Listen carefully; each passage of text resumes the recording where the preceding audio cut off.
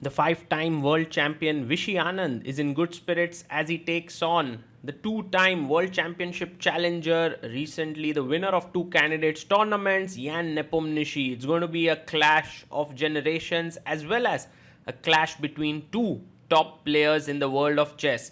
Ian gets his pieces ready. Vishy is all ready for the battle. It's at the Levitov Chess Week 2023 happening in Amsterdam. We are all set to go. And there we are. Handshake, 10 minutes plus 5 seconds increment. And Nepo opens the game with 1d4. Now Vishy brings his knight out to f6, taking the center further with c4. Knight to c3. Will Anand go for the Nimzo? No, he chooses the very solid Queen's Gambit declined. And you can see there Nepo thinking of his different options. He takes, pawn takes, and bishop to g5. This is a very popular way to play against the QGD, which is known as the Carlsbad structure for white. Vishy brings his bishop out to e7, and Nepo now has a few options. The main one is, of course, to put his bishop on d3, and he does that. Bishop d3 on the board. Vishy pushes the bishop to a with h6, and you can see that Nepo looking on the other side, trying to recollect his theory. Bishop h4 played, and now Anand can go knight d7. That is one idea in this position. He can also castle, but generally black doesn't castle so soon, but he does it. The reason I thought was that now white can go queen c2, long castle, and try to attack on the king side with h3 g4. Well, but Anand has something other on his mind. He goes knight h5, offering a trade of the bishops. Queen takes, and Nepo quickly castles on the king side. He doesn't think about queen side castling there. Okay, now a very simple plan that white would have in this position is to somehow defend this pawn and engineer the f3 e4 breakthrough. Meanwhile, black will try to meet f3 with the move c5. That's a very common knee-jerk reaction. And also Anand continues developing. He puts his knight on d7. Generally, in such structures, rook b1, b4, b5 is also played. It's called the minority attack. But Nepo goes for completely different plan. He is like, I have not developed my queen, which generally belongs on c2. So I'm going to put it on d2 and defend the pawn on e3 so that I can play f3 next. That seems to be his plan. Here, Anand brings back his knight in good position on f6. And one thing you will see in this game quite a lot is how Vishy reshuffles his pieces to their good squares. Nepo goes f3, and his idea is e4. If you go rook e8 trying to attack the e3 pawn, most likely he will play e4. Here Anand now has to be careful, because not only is e4 an idea, but also g4, knight g3, and trying to gain space on the king side. So he instantly meets it with a strike in the center with c5. And as we said, c5 is a knee-jerk reaction to the f3 move in such structures.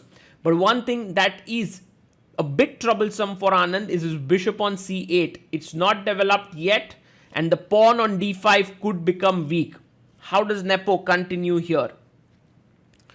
You can see him thinking, and he is maybe planning.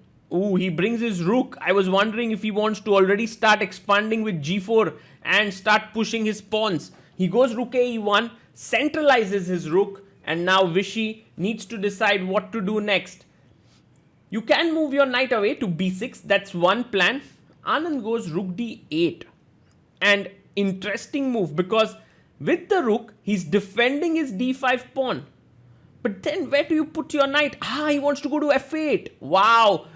And then move his bishop. That seems like the plan. g4 played, and let's see what Vishy comes up with. Nepo's position does look more flexible, easier to play for the time being. Knight jumps to f8. A good square for the knight, and look at how Nepo brings his knight to g3. But one more thing that the knight on f8 is doing is not just protecting the king, but also going to e6 to hit d4. And there you have, the knight comes to e6. But with that, he's once again shut down this bishop. This knight is actually not helping the bishop's cause in many ways, And now white can actually jump with his knight on f5 and place it there. Yes, he puts his knight on f5 on a very good square, attacking the queen. The queen moves to c7. And now, how does Nepo continue his attack? Because now his pawn is well defended. Also, it's impossible to kick the knight because then you lose the h6 pawn. So a lot of problems there for Vishy. Bishop b1 played a nice little move. The bishop moves away. Who knows? The queen and bishop can create a battery down this diagonal.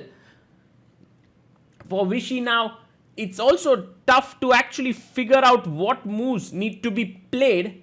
One of them could be to take on d4, pawn takes, and make use of this f4 square. That could be an idea, quite possible, but it opens up the e file for the rook and the knight, and that's not something that Anand wants to do. You can see Vishy calmly surveying the position and trying to see what are his possible options. Time wise, Nepo has close to 7 minutes on the clock. What will Vishy do next? And you can already sense from the body language that Nepo is feeling confident here. Vishy is not really feeling completely safe about his position.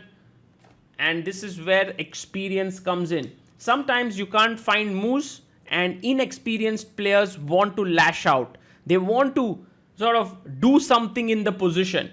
But Vishy has years of experience on his side and he would like actually to keep improving his position minimally.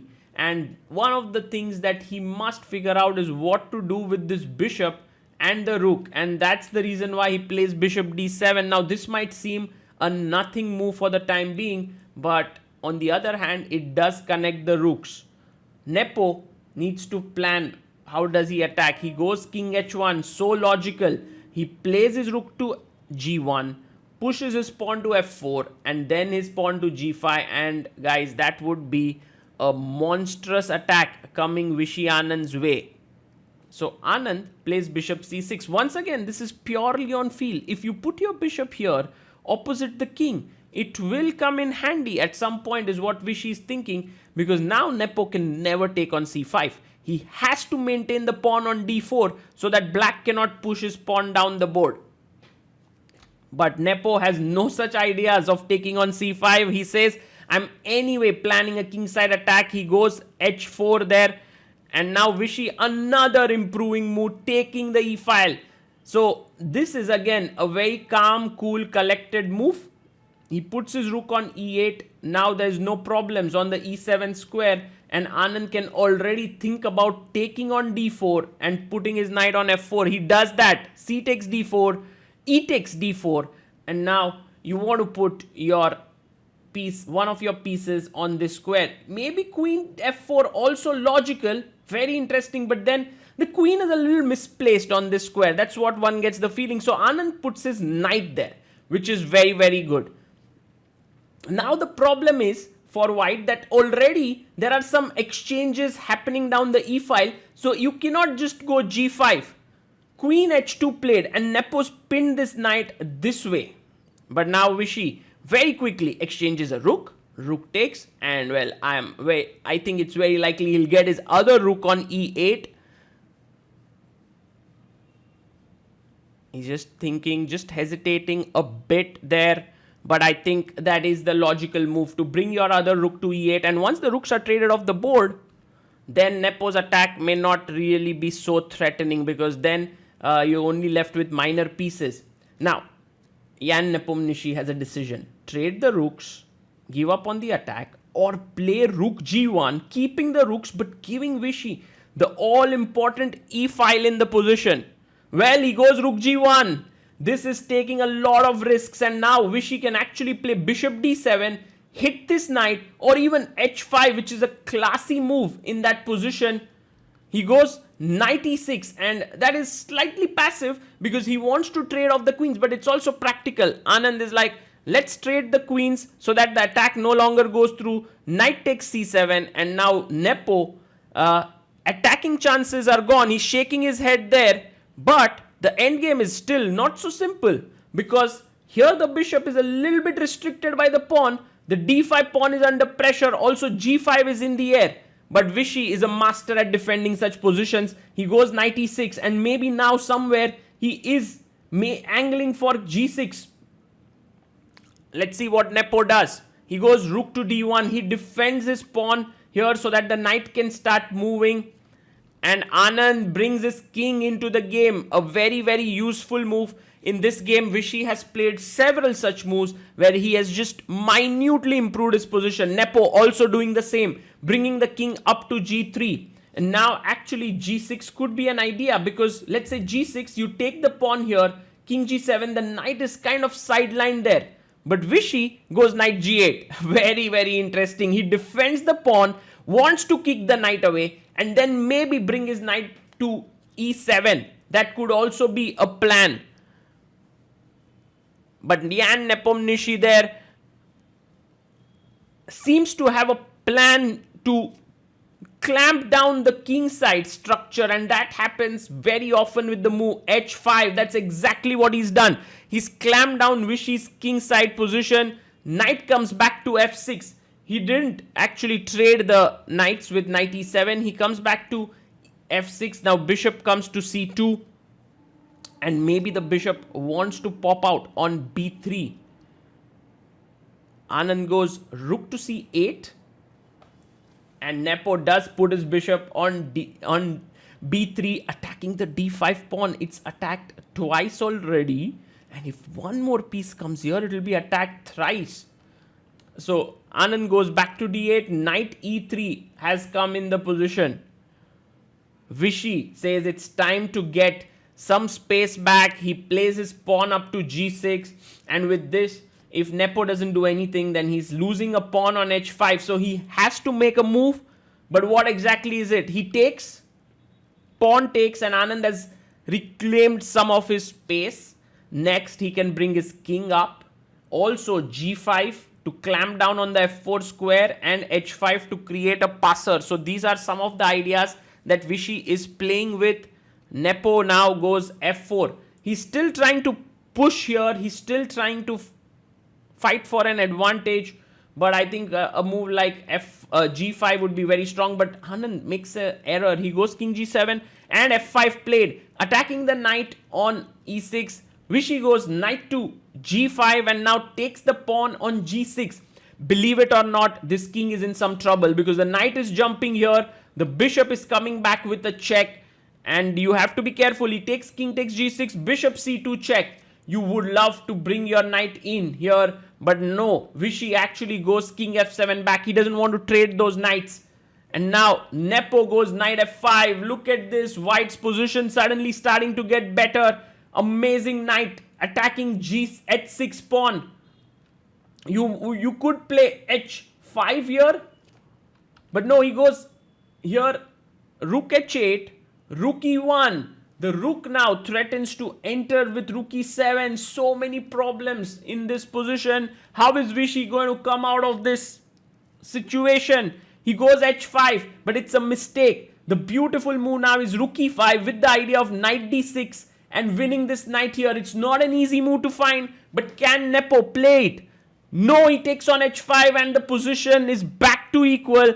Vishy is now okay, but he was in big trouble. And you can see there, he's a bit nervous, he's a bit tensed. Nepo, as always, plays fast, he looks confident. Knight takes h5, king comes up to g4, attacking both the knights. Knight comes to e6, Vishy is now wanting to give the check with his other knight. And what does Nepo do next now? His king could also come under some pressure. The only problem that black faces is his bishop is so passive. It's doing absolutely nothing. Now a check to the king. And Vishy can move his king to e7. He has to, otherwise he might lose this knight. Okay, he can also go to f6. Where is he planning to go? Also, Nepo really would like to sort of fight for the advantage and not accept that this position is equal and drawish. King e7, but there's nothing much to play for. He goes bishop f5 and he attacks the pinned piece here. But now Vishy can actually bring his knight back, defend it, and also attack the bishop. That's what he does. So now Anand's position, very solid. The knight is hanging on d6, so he's threatening to take it. Clearly the knight doesn't have too many squares to go to, so he goes knight to b5. And now what does Anand do? One plan is to take. King takes and then rook f8 check, kicking the king away, and then black is out of the woods. So he takes, king takes and plays check.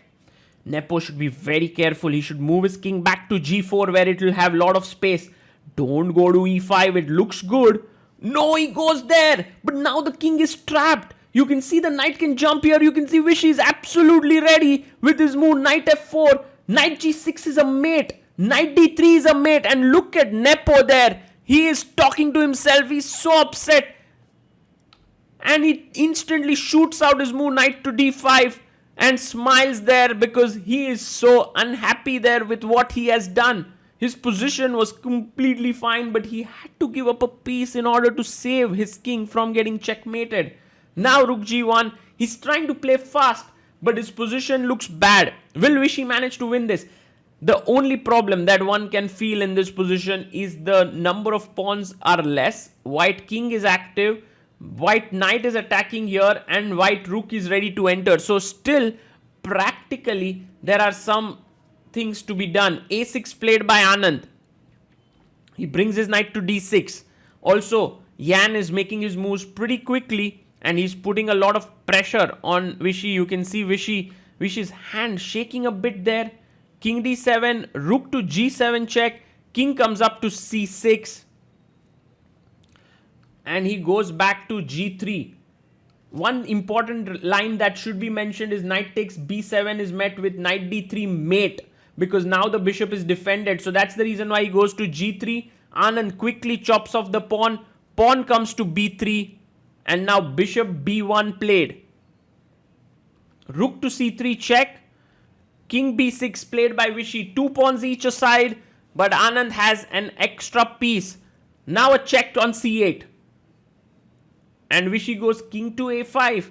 He's slowly figuring out the plan here, which is to move his king to b4, win the pawn, and then start chugging these pawns down the board. Knight d6, pawn to b5. You can see there Vishy also gaining in confidence there that he's going to convert this position. Often when you see Vishy converting winning positions, you might see him a bit shaky with the way he makes his moves, but actually he's very solid with the moves that he's making here. He gives a check. Rook comes to a8, defending the pawn on a6. And now the idea, of course, is to come king b4, take the pawn, and start pushing his pawns down the board. King to d7. Nepo is trying to bring his king from the backside, but Anand's king is way quicker. He goes king b4, king to c7 played, and now Vishy takes one of the pawns.